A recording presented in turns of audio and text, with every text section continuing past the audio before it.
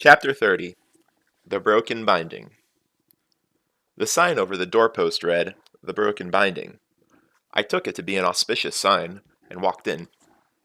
A man sat behind a desk. I assumed he was the owner. He was tall and reedy with thinning hair. He looked up from a ledger, his expression vaguely irritated. Deciding to keep niceties to a minimum, I walked to his desk and handed him the book. "How much would you give me for this?"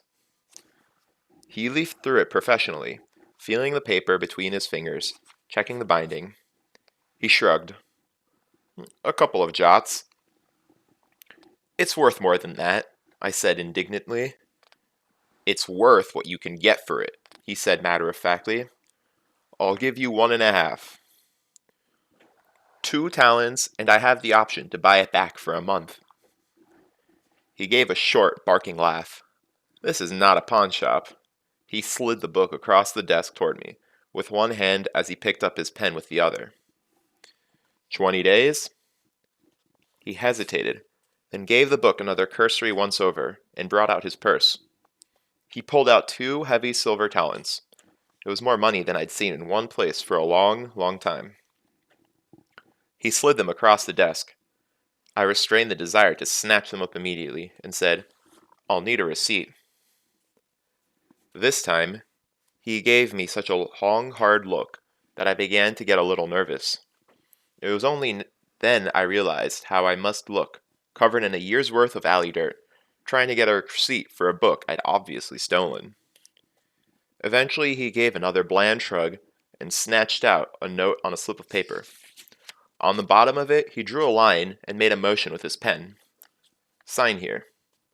I looked at the paper. It read, "I, by signing below, hereby attest to the fact that I can neither read nor write." I looked up at the owner. He held a straight face. I dipped the pen and carefully wrote the letters D.D., as if they were my initials. He fanned the ink dry and slid my receipt across the desk toward me. "What does D stand for?" he asked with the barest hint of a smile. "Defeasance," I said. "It means to render something null and void, usually a contract. The second D is for depreciate, which is the act of throwing someone into a fire." He gave me a blank look. Depreciation is the punishment for forgery in Junpei. I think false receipts fall in that category. I made no move to touch the money or the receipt. There was a tense silence. "This isn't Junpei," he said, his face carefully composed. "True enough," I admitted. "You have a keen sense of defalcation. Perhaps I should add a third D." He gave another sharp, barking laugh and smiled. "You've convinced me, young master." He pulled out a fresh slip of paper and set it in front of me. "You write me a receipt, and I will sign it." I took up the pen and wrote, "I, the undersigned, do agree to return the copy of the book Rhetoric and Logic with the inscription Tu Quoth to the bearer of this note in exchange for 2 silver pennies, provided he present this receipt before the date." I looked up. "What day is it?" "Orden, the 38th. I had fallen out of the habit of keeping track of the date. On the streets, one day is largely the same as the next, save that people are a little more drunk on Hepton, a little more generous on morning. But if it was the 35th, then I only had 5 days to get to the university. I knew from Ben that admission only lasted until Sendling. If I missed them, I would have to wait 2 months for the next term to start. I filled in the date on the receipt and drew a line for the bookseller to sign. He looked a little bemused as I slid the paper toward him. What's more, he didn't notice that the receipt read pennies instead of talents. Talents were worth significantly more.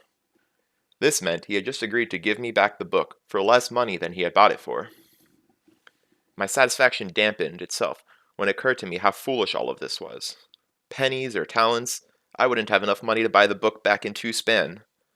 If everything went well, I wouldn't even be in Tarbine tomorrow. Despite its uselessness, the receipt helped ease the sting of parting with the last thing I owned from my childhood. I blew on the paper, folded it carefully into a pocket, and collected my 2 silver talents. I was surprised when the man held out his hand to me. He smiled in an apologetic way. Sorry about the note, but you didn't look like you'd be coming back. He gave a little shrug. Here. He pressed a copper jot into my hand. I decided that he was not an altogether bad fellow. I smiled back at him, and for a second I almost felt guilty about how I'd written the receipt. I also felt guilty about the 3 pens I'd stolen, but only for a second. And since there was no convenient way to give them back, I stole a bottle of ink before I left.